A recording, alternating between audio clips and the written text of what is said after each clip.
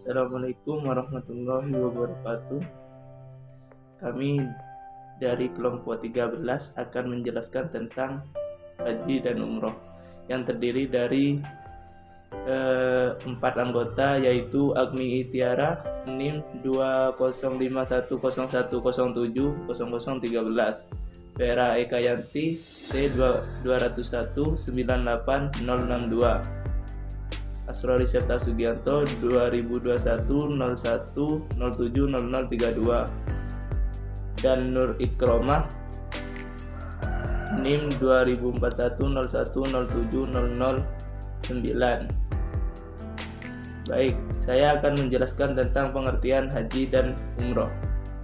Haji menurut bahasa artinya berkeinginan, sedangkan menurut syariat haji adalah mengunjungi Baitullah dengan rukun dan syarat tertentu. Hukumnya adalah wajib, yaitu bagi orang yang mampu melaksanakannya. Kata haji mempunyai beberapa makna. Secara arti kata, lafaz haji berasal dari bahasa Arab. Hajjun berarti bersengaja. Al-hajj menurut bahasa artinya musolikun, bertujuan atau berkeinginan. Adapun al-hajj menurut syariat adalah bertujuan pada Baitul Haram untuk melakukan suatu perbuatan ibadah khusus pada waktu yang khusus yang ditentukan waktunya. Menurut pengertian etimologi, haji artinya pergi ke Ka'bah untuk melaksanakan amalan-amalan tertentu, atau haji adalah berziarah ke tempat tertentu pada waktu tertentu guna melaksanakan amanat tertentu. Secara terminologi, haji berarti mengunjungi Ka'bah untuk beribadah kepada Allah Subhanahu wa taala dengan rukun-rukun tertentu dan beberapa syarat tertentu serta beberapa kewajiban dan mengerjakannya pada waktu tertentu. Niat haji yaitu labbaik Allahumma hajjan, yang artinya aku sambut panggilanmu ya Allah untuk berhaji, atau nawaitul hajjah wa ahramtu bihi lillahi ta'ala, yang artinya aku niat haji dengan berihram karena Allah Ta'ala. Selanjutnya umroh. Umroh adalah ibadah sunnah dan akan mendapatkan kemuliaan di sisi Allah Subhanahu wa taala. Umroh juga salah satu ibadah maliyah atau yang menuntun pengorbanan harta benda. Umroh berasal dari kata bahasa Arab umrotun, adalah ibadah umat Islam yang dilakukan di Mekah Al-Mukarramah, khususnya di Masjidil Haram. Ibadah umroh hampir mirip dengan ibadah haji, hanya saja dalam kegiatan umroh tidak melakukan wukuf, mabit, dan melontar jumlah sebagaimana yang dilakukan dalam haji. Secara bahasa, umroh artinya berkunjung ke suatu tempat, sedangkan secara istilah fikih, umroh artinya melakukan serangkaian ibadah tawaf, mengitari Ka'bah sebanyak 7 kali putaran, sa'i, berlari-lari kecil di antara 2 bukit Safa dan Marwah, lalu diakhiri dengan tahallul, memotong sebagian rambut kepala. Niatnya sama seperti niat haji, labbaik, tapi akhirannya beda. Labbaik Allahumma umratan, aku sambut panggilanmu ya Allah untuk berumrah, atau nawaitul umrata wa ahramtu biha lillahi ta'ala, aku niat umroh dengan berihram karena Allah Ta'ala. Banyak ayat-ayat Al-Quran yang menjelaskan tentang perintah haji dan umroh. Di antaranya Quran surah Ali Imran ayat 97, Al-Baqarah ayat 196, dan Al-Baqarah ayat 197, dan Quran surat Al-Hajj ayat 27. Selanjutnya syarat wajib haji. Syarat-syarat orang wajib melakukan haji itu ada 7. Yang pertama, Islam, balik atau cukup umur, berakal sehat, tidak gila, merdeka bukan budak, bisa mengerjakan atau mampu dalam bekalnya, pulang perginya, serta keluarga yang ditinggal, dan mampu transportasinya. Bagi penduduk di luar kota Mekah yang jauhnya 15 farsa atau lebih. Yang keenam, aman jalannya. Dan yang terakhir, bisa pergi atau berkesampaian. Selanjutnya rukun haji. Rukun haji itu ada 4, yaitu menjalankan ihram dengan niat, memasuki ibadah haji dengan mengenakan pakaian tak berjahit pada tanggal 9 Zulhijjah.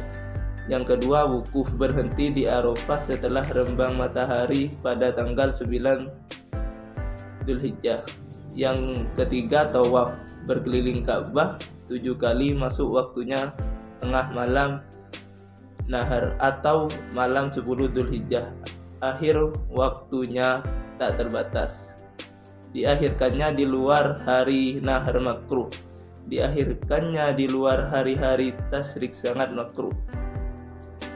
Yang keempat, sa'i, berjalan cepat pulang pergi atau berlari-lari kecil antara Bukit Safa dan Bukit Marwah 7 kali, dimulai dari Safa dan diakhiri pada Bukit Marwah.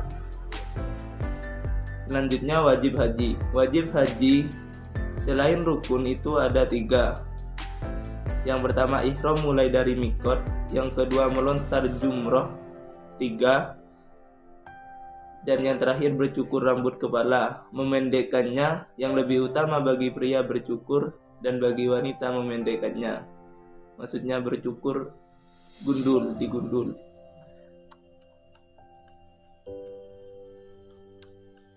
Dan yang terakhir, rukun umroh. Rukun umroh itu ada 3. Yang pertama, ihram, tawaf, dan sa'i dijadikan satu. Dan yang ketiga, bercukur rambut kepala atau memendekkannya. Mungkin hanya itu yang saya bisa sampaikan. Selanjutnya akan disampaikan oleh teman kelompok saya. Terima kasih. Baiklah, di sini saya akan menjelaskan materi mengenai mikot. Secara etimologi, mikot berasal dari kata wakotoh yang berarti waktu. Dari makna tersebut muncul suatu pemahaman mengenai mikot. Mikot yaitu garis batas atau garis demarkasi antara boleh dan tidak, atau perintah mulai dan berhenti. Dengan kata lain, mikot yaitu waktu mulai menyatakan niat dan maksud melintasi batas antara tanah biasa dan tanah suci. Jadi dapat ditarik kesimpulan bahwa mikot yaitu batas untuk beribadah haji yang meliputi batas waktu dan batas tempat. Adapun mikot sendiri yaitu terbagi menjadi 2. Yang pertama yaitu mikot batas waktu atau yang sering juga disebut dengan mikot zamani, dan mikot batas tempat atau sering juga disebut dengan mikot makani. Mikot zamani yaitu batas waktu sahnya melaksanakan ibadah haji sesuai dengan firman Allah. Jadi mikot zamani yaitu dimulai dari bulan Syawal, Zulqa'dah, dan Zulhijjah. Sedangkan mikot zamani umroh yaitu dapat dilakukan kapan saja, kecuali umroh wajib yang merupakan rangkaian dari ibadah haji. Yang kedua yaitu mikot makani. Mikot makani yaitu batas tempat untuk memulai ihram menuju ke Makkah untuk melaksanakan ibadah haji atau umroh. Nah, pada mikot makani ini, mereka yang akan melaksanakan ibadah haji atau umroh harus mengenakan pakaian khusus ihram, seolah-olah mengetuk pintu perbatasan yang dijaga oleh penghuni surga. Nah, adapun ketukan pintu atau salam itulah yang diucapkan di batas mikot dengan melafalkan kalimat talbiyah.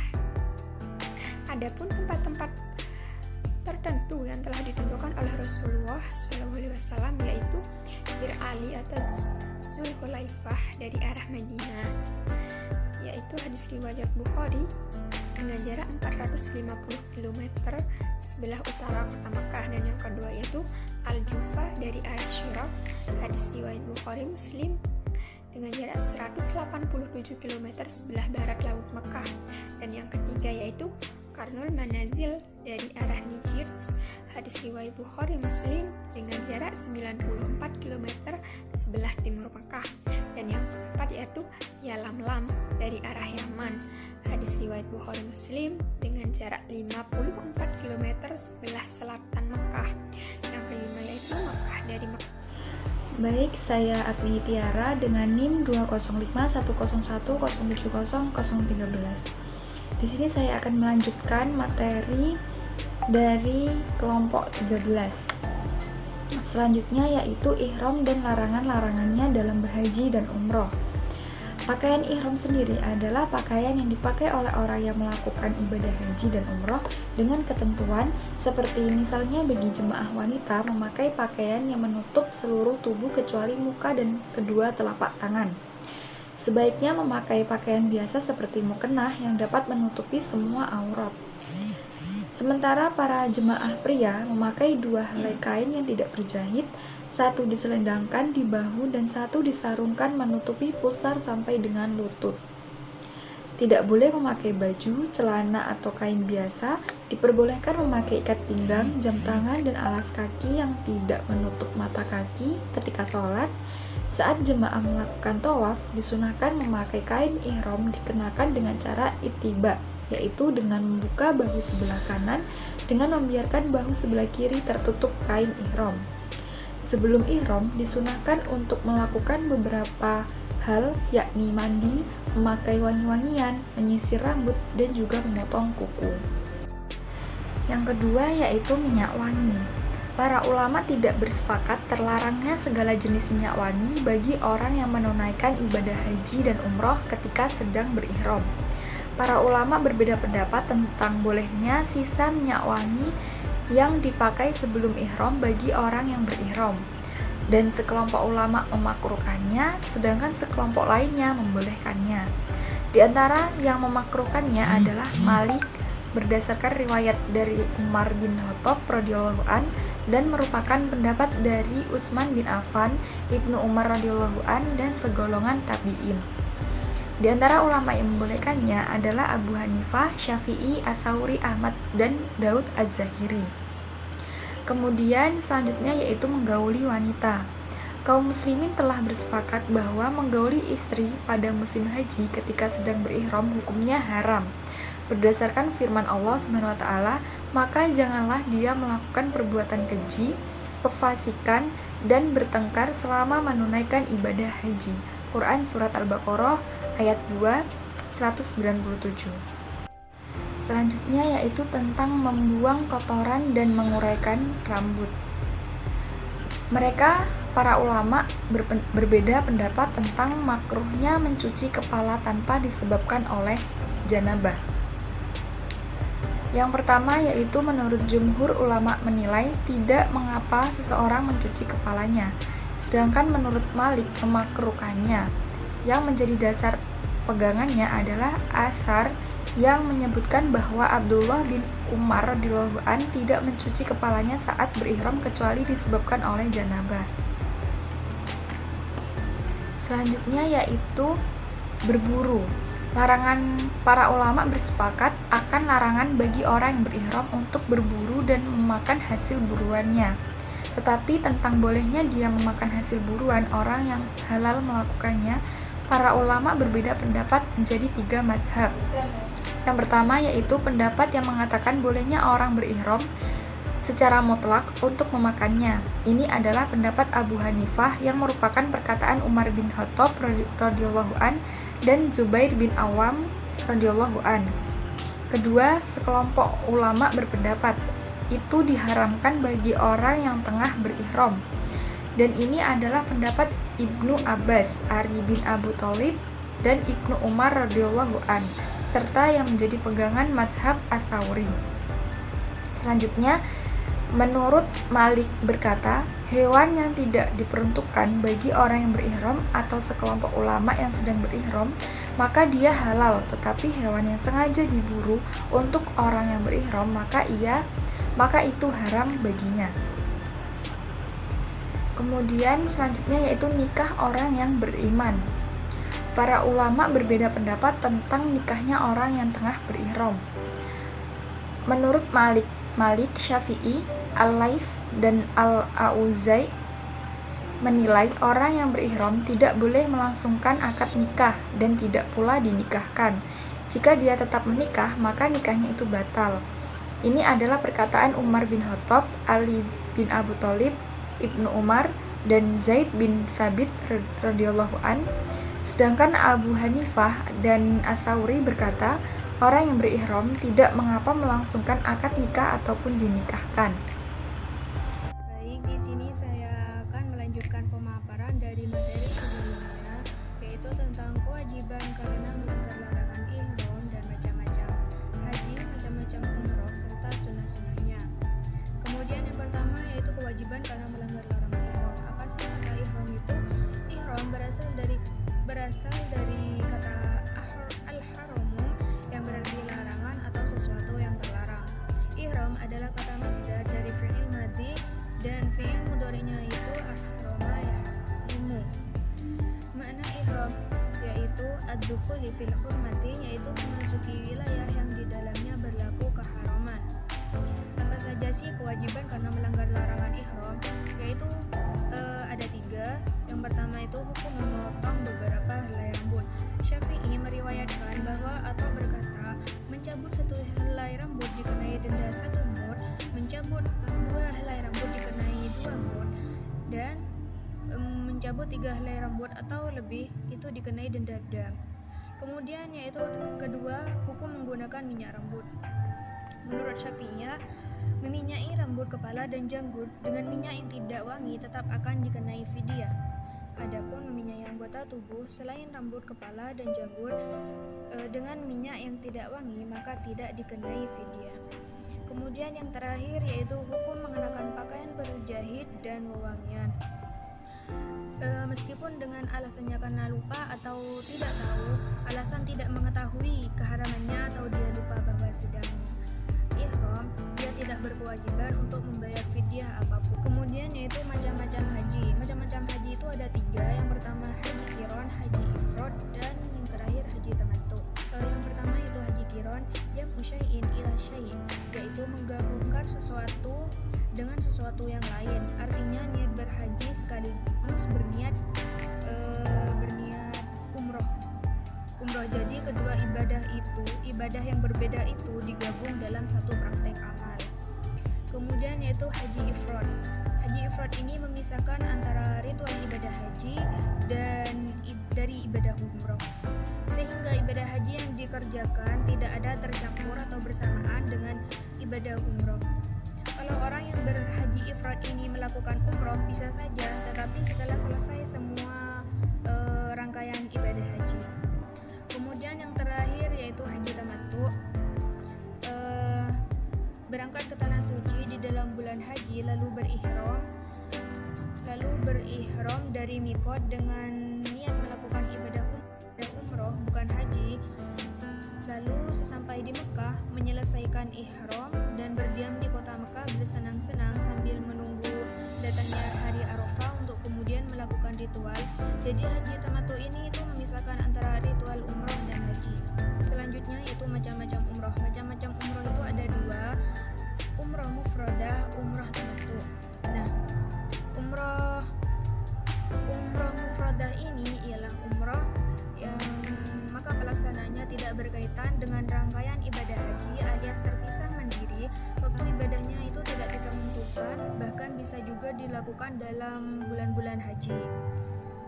Kemudian yang kedua yaitu umroh tamattu. Umroh tamattu ini erat kaitannya dengan ibadah haji tamattu. Mengapa demikian? Jadi dikatakan melakukan umroh ini ketika Anda juga melakukan ibadah haji. Ibadah haji tamattu maksudnya waktu pelaksanaannya bulan haji atau bulan Syawal, 10 hari pertama Dzulhijjah atau bulan Dzulqa'dah. Kemudian yaitu sunnah haji. Apabila dikerjakan pada ritual haji akan mendatangkan pahala, jika tidak melakukan tidak mendapat apa-apa. Sunnah haji ada tawaf qudum, khutbah Arafah, bermalam di Mina 8 Dzulhijjah, bermalam di Muzdalifah, mengeraskan bacaan talbiyah, menyembelih hewan kurban, mandi, menyegerakan tawaf ifadah, doa dan talbiyah, yang terakhir at-tahsib. Kemudian yaitu sunnah umroh. Ada mandi kuku, menipiskan kumis, ketiak, dan mencukur rambut sebelum berihram serta melafazkan niat ihram. Kemudian menggunakan minyak wangi setelah mandi pada badan, bukan pada pakaian, sebelum mengucapkan niat ihram. Jika telah mengucapkan niat ihram, maka tidak boleh menggunakan minyak wangi baik pada pakaian maupun badan. Kemudian mengucapkan talbiyah dengan meninggikan suara. Kemudian melakukan al-ittiba pada saat tawaf. Al-ittiba yaitu melilitkan kain ihram ke bagian bahu kiri dan membiarkan punggung kanan terbuka melewati bagian bawah ketiak kanan. Kemudian mencium Hajarul Aswad jika memungkinkan tanpa mengganggu atau merusak jamaah haji atau umroh lainnya. Kemudian banyak berzikir dan berdoa saat tawaf. Kemudian yang terakhir yaitu minum air zam-zam. Dari kelompok kami, kurang lebihnya mohon maaf. Wabillahi taufiq wal hidayah. Wassalamualaikum warahmatullahi wabarakatuh.